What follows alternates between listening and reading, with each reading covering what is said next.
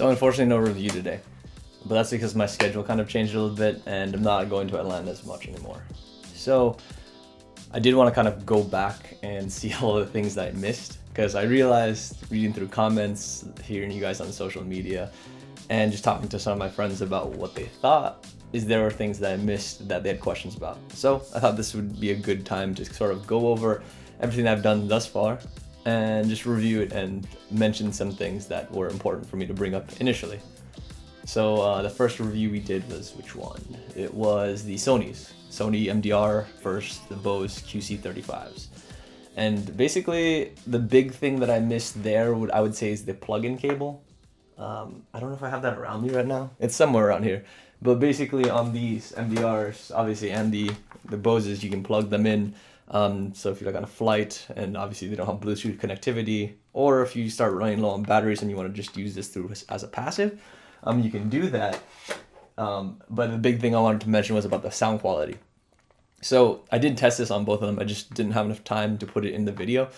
But the MDRs actually did a better job about handling that. The plug-in difference is really no different. So whether there's plugged in or using the Bluetooth, the audio quality was basically the same. For the Bose, it was actually a little better when you plugged it in. I don't know why, but it just sounded a little bit better and a little bit more colorful than when it was on the Bluetooth. So in the build quality, I know I showed this, and I showed all the parts of the headphone and said that they all held up pretty well. What I should have said is that is assuming that you're using it for the intended purpose. So flights, study, work in office, anything where you're pretty stable and just need to cancel out the noise, it's perfect for that. The things that it's probably not great for is like working out. So I had a coworker that started having issues when he was working out with them, and like I said in my review, is that they heat up even when you're just staying still. So obviously he's probably sweating in these, and it probably affected his device or his peripheral. So I would not recommend these for working out. But the good thing is that even though he had those issues in the first couple months of using them, he was able to get a quick turnaround time in terms of a repair or replacement by Sony. So their customer service is still pretty solid. But I think you'd still have these issues regardless if they would be the MDRs or the QC35s, because they're both kind of plasticky. So they don't have the most solid construction. You're going to notice those creaks, and neither of them are waterproof. So sweating would be an issue under extraneous workouts. So use them for their intended purpose. So the next review is the Xperia, and that video was longer than I expected. So I didn't really miss that much. Over 18 minutes, I'm sure I've captured most of what you needed to know from there. But there are two things I want to bring up. One is how surprising I was that people actually missed that phone when I was using it. So at work and amongst friends and just going out, people were wondering why I got rid of that phone, because they thought it was really attractive and they liked holding it and all these other things. So Sony has something going on here, despite it not following this new trend of smaller and smaller bezels. It's probably just because it's such a unique form factor that it's eye-catching. Whether or not you want to actually use it is dependent on you.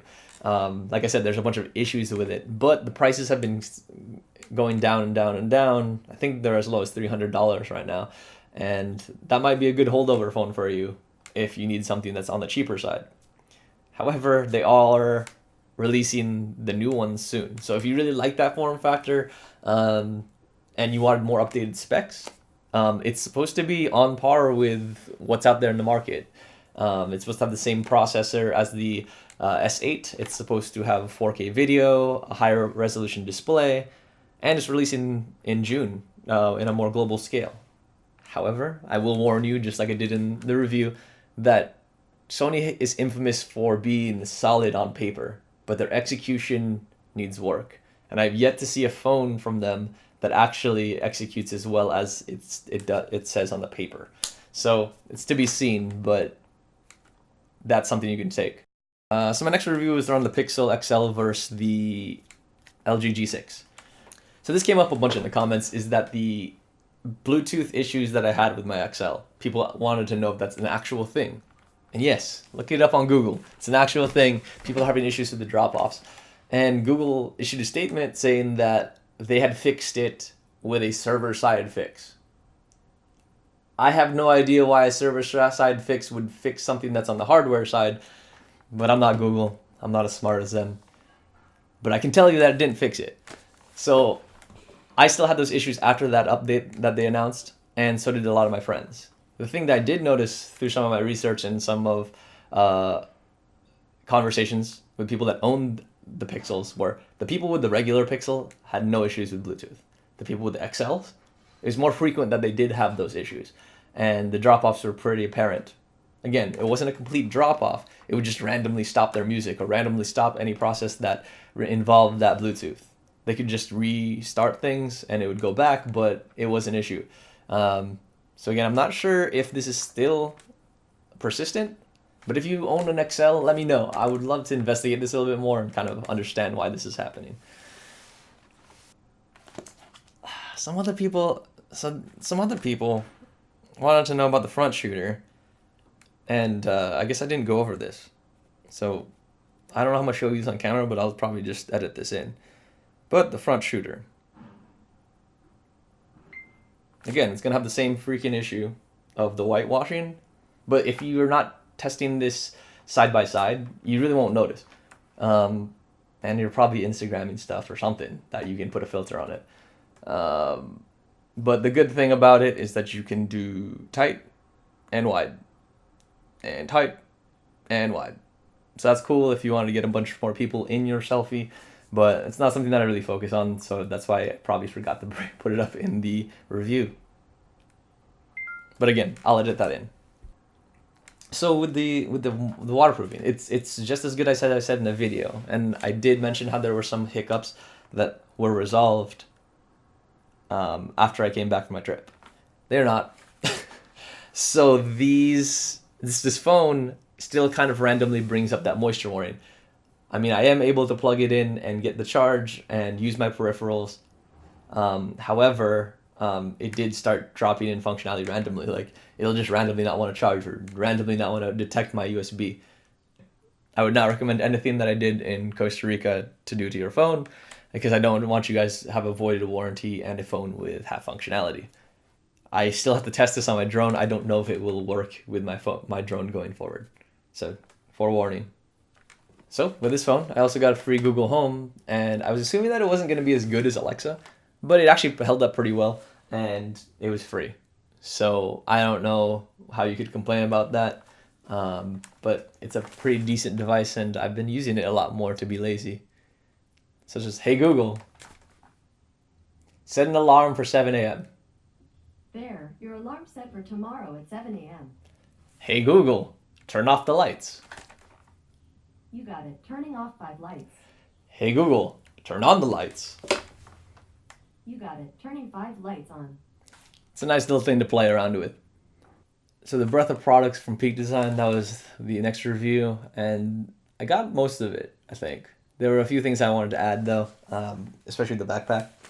So the backpack, while it is waterproof, if it's normally locked down, you're fine, right? Everything's sealed up, and if water hits it, it'll just come off the side. But if you're overpacking this bag, you'll notice that there's little slots that open. So if you're really packing this bag, don't expect it to be waterproof.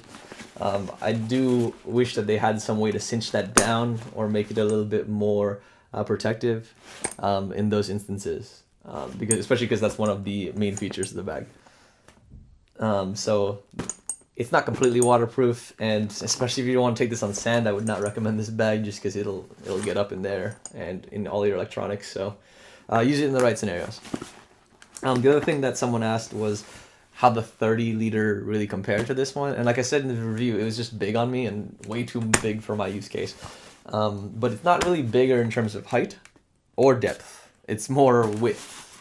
It was just a wider backpack. Like, it was the same dividers, just you could add a little bit more in there because of the added width.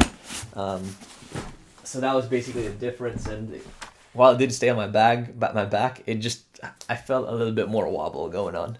So it wasn't the perfect thing for me, but that is. So I love that bag. Been using it a lot recently. The next one is something stupid on my part. So I went over the strap, and it's awesome. So awesome I doubled up. But I showed the strength of the strap by having my friend pull up chairs with it, right? And obviously that means the strap's strong, but that doesn't mean it's gonna hold your camera all that well, right? So I have no really, I didn't really show you how strong the connectors were, and that was a huge mistake on my part. So, I guess I'll do that now, but I'm also recording on my camera, so I'm not sure how I'm gonna do this. Where's my phone? Here. We'll do another post-edit thing. Camera. Not selfie anymore. And video. So, we will connect these things. And thank God for these quick connectors, because this would be really hard to do otherwise. But yeah, see? It holds it pretty well.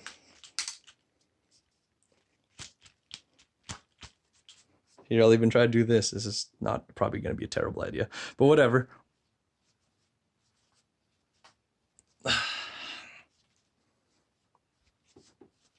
Yeah, I think the connectors hold pretty well. I don't think your camera's going to be jostling around this much, but whoop, they all hold up. And I mean, the biggest reason why they would break is because of fraying, but I think I went over that feature of how the colors will change based on fraying. So if they start getting to yellow or red, you should know that they are ready to be replaced. So that basically should cover everything. Again, apologize if there's any noise. There's something crazy going on outside, but that should cover everything that I missed, I believe. If you have any questions or think that I still missed something, feel free to leave a comment or hit me on my social. I'll be happy to answer any question you might have. Going forward, we'll be doing updated content, so more reviews and less retrospectives, but I probably will be throwing a few in there just to answer questions as a whole overall. But we will be doing the P7s, which are somewhere around here. Oh. Yeah, there are a few questions around this, and I still really like it, and the build quality is second to none, so it will be reviewed soon.